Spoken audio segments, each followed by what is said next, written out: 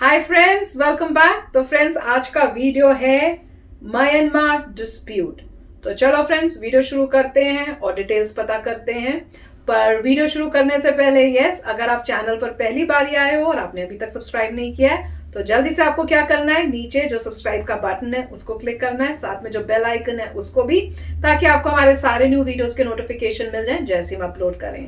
अगर आपको वीडियो पसंद आता है please like and share. And yes friends, हमारा जो दूसरा चैनल है वो और ट्विटर अकाउंट, दोनों के लिंक्स हैं डिस्क्रिप्शन बॉक्स में, तो उनको सब्सक्राइब और फॉलो जरूर कर लेना। चलिए शुरू करते हैं। जय हिंद। देखिए, भारत का पड़ोसी राज्य म्यांमार है, वहाँ तख्ता पलट हुआ है। इसके बारे में समझते हैं। थोड़ा म्यांमार का हम लोग हिस्ट्री देख लेते हैं। म्यांमार का पुराना नाम बर्मा था। यह भारत शासन अधिनियम 1935 के अधिनियम द्वारा 1937 में यह भारत से अलग हो गया। उस समय इसका नाम बर्मा और इसकी राजधानी रंगून थी। हालांकि भारत से इसका पुराना संबंध है 1857 की क्रांति के वक्त जब बहादुर शाह जफर को पकड़ लिया गया था। तो 1858 में इन्हें दिल्ली से रंगून भेज दिया गया, जहाँ 1862 में बहादुर शाह जफर की मृत्यु हो गई। इनका मकबरा आज भी रंगून में है।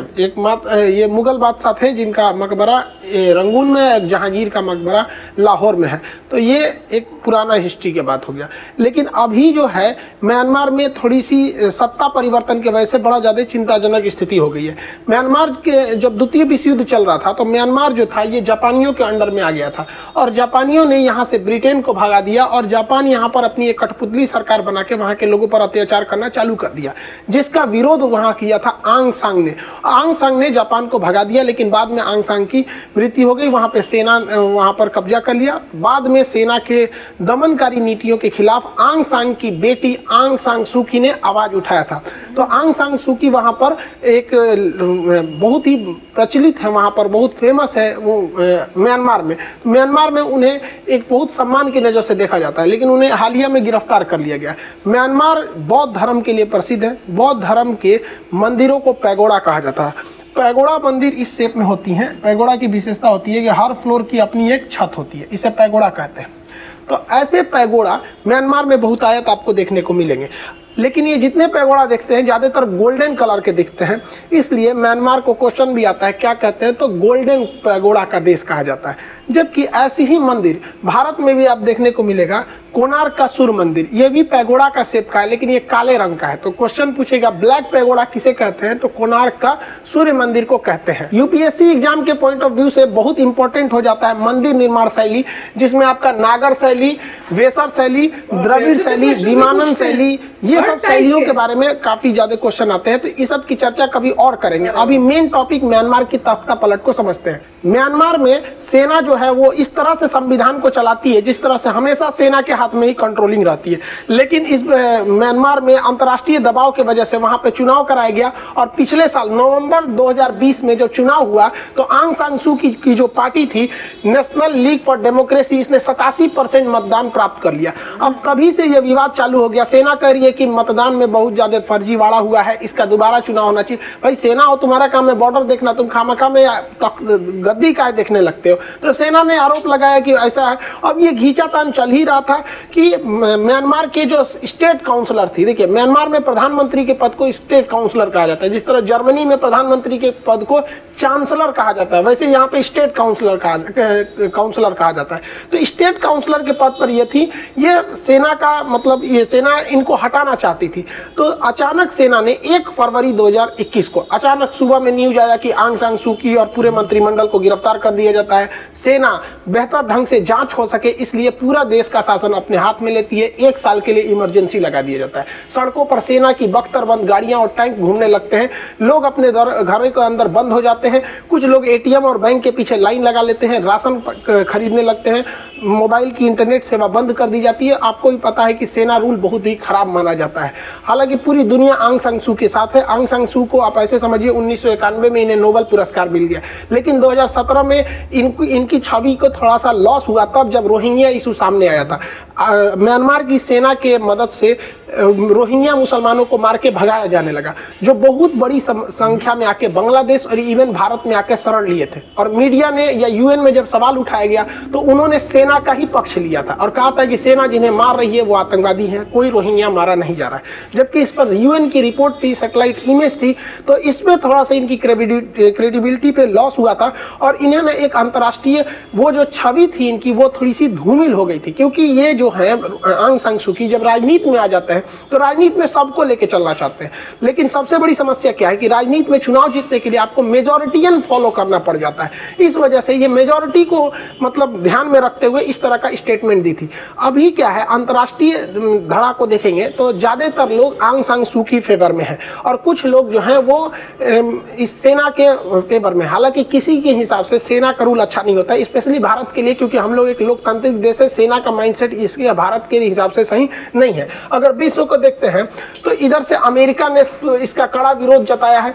अमेरिका ने तो अपना विमान वाहक पोत भी रवाना कर दिया है, निमिज SS रोनाल्ड रीगन को यहाँ पर डिप्यूट कर दिया। हालांकि रोनाल्ड रीगन को भेजा गया है 2 रीजन से, साउथ चाइना सी में ताइवान को काउंटर करते हुए, दूसरा यहाँ पर रोनाल्ड रीगन को लगाया गया।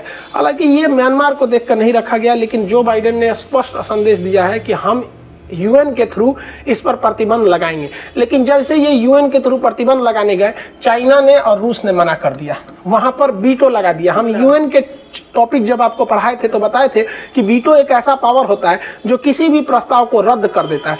तो रूस और चाइना ने इस प्रस्ताव को रद्द कर दिया, जो स्पष्ट दिखाता है कि रूस और चाइना वहां के सेना के साथ है। इन लोग का कहना था कि भैया ये इमरजेंसी हमेशा के लिए तो लगी नहीं है, 1 साल के लिए लगी है, 1 साल बाद देखेंगे क्या होता है क्या नहीं, हमें दूसरे के अंतर्राष्ट्रीय मामले में मतलब हस्तक्षेप नहीं करना चाहिए। लेकिन जो बाइडेन ने अमेरिका की ओर से ईरान कहते हैं म्यांमार के ऊपर प्रतिबंध लगा दिया है। अब वहाँ पर प्रतिबंध से कुछ खास फायदा नहीं होगा, क्योंकि इस साउथ ईस्ट एशिया के लोग इस प्रतिबंध की नीति को बहुत झेल चुके हैं। म्यांमार की सेना इसका थोड़ा भी परवाह नहीं करती है और इवन म्यांमार की सेना ने भी बहुत सोच विचार किया होगा तख्ता पलट करने से पहले। और ये जो प्रतिबंध लगाते हैं, उत्तरी कोरिया पे भी लगाए, ईरान पे भी लगाए, सब देशों पे लगाए, किसी ने इनको अब उतना सीरियसली नहीं लिया था। लेकिन इसी बीच यूरोपीय यूनियन हो गया, ब्रिटेन हो गया, फ्रांस हो गया, G7 देश हो गया, इस तख्ता पलट का विरोध किया। भारत को भी इसका विरोध करना चाहिए, लेकिन भारत के साथ स्थिति कुछ और है।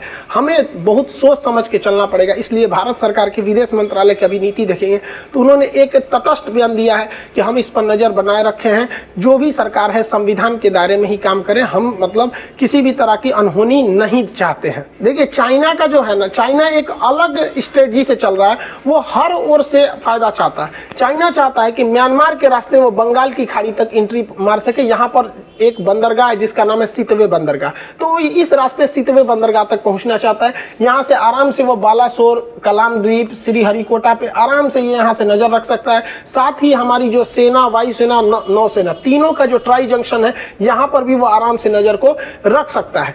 अब इसमें क्या है कि भारत को इसको बड़ा आराम से टैकल करना पड़ेगा, क्योंकि अगर भारत भी ज्यादा प्रतिबंध लगाएगा या अमेरिका के फेवर में जाएगा, इवन भारत भी अमेरिका के फेवर में ही जाएगा, क्योंकि हमारी विदेश नीति धीरे धीरे अमेरिका की ओर शिफ्ट हो रही है। तो अगर हम ज्यादा प्रेशर लगा देते हैं तो म्यांमार का जो सेना है, वहां का जो सेना प्रमुख, उनको आराम से मिल जाएगा शी जिनपिंग का साथ। और शी जिनपिंग भी यही चाहते हैं कि कहीं पे भी सरकार रहे वो एकदम उजड़ और बेईमान सरकार रहे, क्योंकि ऐसी सरकार देश का विकास नहीं कर पाएगी। फिर कर्जा लेने के लिए वो चाइना के पास आएगी और चाइना के चंगुल में एक बार म्यांमार फंस गया तो नहीं निकल पाएगा, क्योंकि एक छोटा सा देश है, कर्जा के जाल में उसे पूरी तरह से फंसा देगा।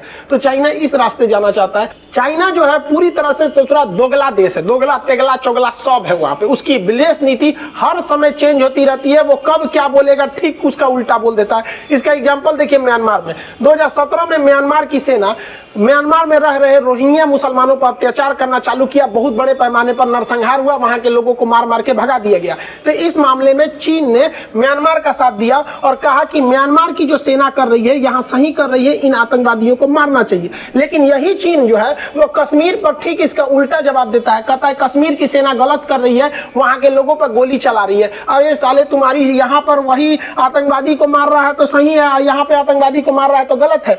ये दोगला नीति देखिए। दूसरा और देखिए दोगला नीति इस चाइना का। चाइना क्या करता है, वहां पर चाइना का ये सिंजियांग प्रांत है, सिंजियांग प्रांत में मुस्लिम बाहुल्य एरिया है, यहाँ वीगर मुस्लिम्स रहते हैं। चाइना इन वीगर मुसलमानों पे बहुत ज्यादा अत्याचार करता है, कहता है कि इन पर हम अत्याचार नहीं कर रहे हैं, इन्हें हम कैंप में रख के इन्हें पढ़ा रहे हैं। कैंप में वहां पर हजारों औरतों का रेप हुआ जो वहां से छूट कर आती हैं, जो इस बात को बताती हैं। वहां अगर कोई महिला घुटना से नीचे कपड़े पहन लेती है तो काट देती है, कहता है चाइना कि हम आतंकवाद को कभी भी बढ़ावा नहीं देते हैं। वहां मौलाना लोगों से नचवाता है, डांस करवाता है, कहता है कि भैया ये लोग चरमपंथी हैं, आतंकवादी हैं, हम इन्हें बढ़ने नहीं देंगे, इसलिए ये वीगर मुसलमानों पर अत्याचार करता है। लेकिन यही दोगला चाइना पाकिस्तान के आतंकवादी मौलाना मसूद अजहर को बचाने के लिए यूएन में चला गया। मतलब साले तुम्हारे यहाँ आतंकवादी दिख रहे हैं, यहाँ तुम्हारे आतंकवादी नहीं दिख रहे हैं। ये चाइना वाले साले कुछ भी कर, पूरी दुनिया के लिए ये सरदर्द बने हैं सब। इनका खाना देखिएगा, ये पेंगोलिन खा लेते हैं, ये बेचारा बहुत शांत जीव है, चींटी वगैरह को खाता है, पेंगोलिन खा लेते हैं सब, कोई सांप खाएगा सब, मगरमच्छ खाएगा सभी सब। इन सब को खाने का एक पैटर्न देखिएगा, आप ही बताते हैं ये क्यों खाते हैं सब। कीड़ा मकोड़ा खा जाएगा सब, यहाँ पर चमगादड़ खा गया सब, यहाँ कीड़ा बिच्छू सांप ये सब खाने का चीज है, ये सब खा जाता है सब। कोरोना साइज में थोड़ा सा बड़ा रहता था, उसको भी खा जाते हैं सब यहाँ पर। आप अगर ध्यान देंगे तो चाइना के लोग जितने ये सब चीज खाते हैं वो दो रीजन है। पहला कि इन लोगों में गठिया नामक एक रोग है, जैसे जिसे अर्थराइटिस कहते हैं, दोनों लगभग सेम होता है, बदन में बहुत दर्द होता है। तो इनका कहना है ये सब कुत्ता बिल्ली सियार खाने से, सांप खाने से अर्थराइटिस नहीं होती है। दूसरा, ये लोग ऐसे जानवरों को जानबूझ के खाते हैं ताकि इनके अंदर बच्चा पैदा करने की क्षमता बढ़ सके। इन गधों में बच्चा पैदा करने की क्षमता नहीं थी, इसलिए ये जानवर को मार मार के, पेंगोलिन का मांस मार मार के खाते हैं ताकि उनके यहाँ बच्चा पैदा किया जा सके। अरे भैया बच्चा पैदा करने का शौक है तो आओ भारत में, दो चार मर्द यहाँ से लुंगी पहनने वाले को लेके जाओ, देखो धड़ाधड़, देखो 1.5 साल यानी 18 महीने में 2 गो लड़का नहीं हटा दिया सब, तब कहना हमारे यहाँ के लोग काहे लिए इन जानवरों पे अत्याचार करते हो। बोलो हम यहाँ से 2-4 को भेज देते हैं। भारत के लिए समस्या ये है कि भारत यहाँ पे कई सारे इन्वेस्टमेंट कर चुका है। अगर आप देखेंगे यहाँ पर तो Bharat Kaladan multi modal project पर काम कर रहा है। यहाँ सिटवे बंदरगाह से ये सड़क बनाते हुए यहाँ पे ले जाना चाह रहा है। अगर यहाँ पे अशांति होती है तो हमारा ये प्रोजेक्ट चौपट हो जाएगा। हम लोग यहाँ से थाईलैंड सिंगापुर तक सड़क ले जाना चाहते हैं जो बिना म्यांमार के हो नहीं सकता है। अब बात आती है कि हमारे लिए वहाँ पर सैन्य शासन सही है या गलत है। तो अगर एक बात में सुनेंगे तो हमारे लिए सैन्य शासन सही नहीं है। वहाँ पर होना चाहिए लोकतंत्र, आंग सांग सुकी। लेकिन अगर हम खुलकर विरोध करेंगे तो ये ससुरा म्यांमार चुपचाप चल जाएगा चीन के गोद में। इसलिए हम लोग बीच का रास्ता देते हैं, क्योंकि इस बीच के रास्ते में भी हमारे लिए एक प्लस पॉइंट है। इस म्यांमार के अंदर ये जो छोटा सा आप म्यांमार देख रहे हैं, यहाँ पर 26 ठो आतंकवादी समूह रहते हैं सब, 26 ठो विद्रोही समूह है। और ये विद्रोही समूह जो है ये एक और भारत पर हमला करना चाहते हैं सर, दूसरी ओर म्यांमार की आर्मी को मारना चाहते हैं सर। इसका मतलब ये 26 ग्रुप को भारत भी मारना चाहता है और म्यांमार की आर्मी भी मारना चाहती है। इस वजह से भारत के लिए ये सही होगा, क्योंकि अगर भारत आर्मी का विरोध करती है तो आर्मी इन लोग को यहाँ चढ़ा देगी, तो भारत के लिए ये समस्या शुरू कर देंगे ये विद्रोही गुट सब। अब यहाँ बहुत सारे विद्रोही गुट है म्यांमार में। अब यहाँ जो ये एरिया है रखाइन है, रखाइन में देखेंगे तो रोहिंग्या समस्या है, रोहिंग्या आर्मी है जो यहाँ पर मारती है इन सेना को। यहाँ पर आराकाम योमा पर्वत है, भारत म्यांमार की सीमा पर आराकाम योमा पर्वत, यहाँ आराकाम आर्मी है। यहाँ पर चीन के पास ये काचिन एरिया है, काचिन में भी विद्रोही संगठन है। जब सबसे बड़ा विद्रोही संगठन चीन के इस शान प्रांत में, शान में शाह आर्मी है। यहाँ पर ये बड़े बड़े विद्रोही संगठन है। और हद तब हो गई कि इन विद्रोही संगठनों के पास मिसाइलें हैं, हवा से हवा में मार करने वाली, हवा से जमीन से हवा में मिसाइलें मार करने वाली, जो म्यांमार के हवाई जहाज हेलीकॉप्टर मार के गिरा देती है। और आपको जान के ताज्जुब होगा ये खतरनाक हथियार इन्हें मुहैया किसने कराया था? तो इसे मुहैया कराने का काम इसी चाइना ने किया था, जो दुनिया में कहता है कि हम अपने देश में आतंकवाद को बढ़ने नहीं देते हैं। तो ये आतंकवादियों को हेलीकॉप्टर तक मुहैया करा रहा है। तो इसलिए भारत सरकार के लिए यह है कि हम फिलहाल परिस्थिति के हिसाब से इसके आर्मी से हाथ मिलाकर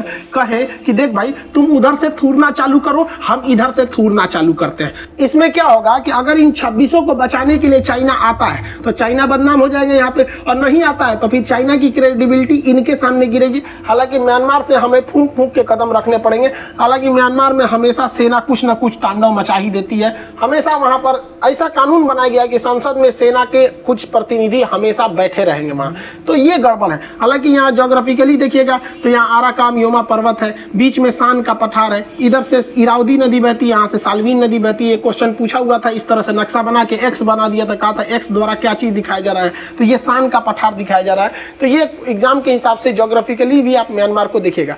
आगे म्यांमार में क्या घटना होती है ये धीरे धीरे सामने आएगा, क्योंकि अभी कुछ वहाँ से न्यूज ही फ्लैश नहीं हो रही है कि आगे क्या होगा। हालांकि पूरी दुनिया कोशिश कर रही है कि आंग सान सू की दोबारा आ सके। आंग सान सू की भी दोबारा जल्दी आ जाएंगी, क्योंकि उनको उन्हीं के घर में नजरबंद करके रखा गया है। अब आगे क्या होता है, यूएन क्या एक्शन लेती है। हालांकि अमेरिका तो छोड़ने वाला नहीं है, जो बाइडेन ने स्पष्ट कर दिया कि वो आंग सान सू की के साथ है। हालांकि आंग सान सू की आ जाएंगी तो अच्छी बात है, क्योंकि उन्होंने दिल्ली से ही पढ़ाई किया, उनका भारत की ओर से एक अच्छा झुकाव है। और सेना का जो झुकाव है वो ज्यादातर 60% झुकाव उसका चाइना की ओर है, फिर 40% भारत की ओर है। वो भी इसलिए क्योंकि भारत का साथ वो थोड़ा बहुत इसलिए देंगे कि भारत उनके खिलाफ आवाज न उठाए। हालांकि भारत का सेना से भी अच्छा संबंध है, हमने उन्हें पनडुब्बी तक भी उन्हें दिया है, उनकी नौसेना को। आगे जैसा होगा आपको बताएंगे, मिलेंगे नेक्स्ट क्लास में। जय हिंद। तो गाइज अच्छा वीडियो था, और इसमें की पॉइंट यही थी कि म्यांमार में जो मिलिट्री कू है उसके लिए इंडिया डायरेक्टली क्यों नहीं बोल रहा। तो छोटा मोटा इंडिया बोलेगा कि हाँ जी डेमोक्रेसी अच्छी बात है, 1 साल के लिए इमरजेंसी लगाई है, तो उसके बाद देख सकते हैं, अगर मिलिट्री चाहती है कुछ ऑपरेशन करना तो करे, मगर जो उनकी सुप्रीम लीडर है उनको कोई हर्ट नहीं करे, वो घर में बैठी हैं, उनको आराम से बैठने दीजिए। और इसीलिए कर रहा है क्योंकि अगर हम ज़्यादा अगेंस्ट जाते हैं तो चाइना जो है इमीडिएटली म्यांमार को भी हड़प लेगा। तो पॉइंट यही है। तो बहुत अच्छी फॉरेन पॉलिसी है हमारी।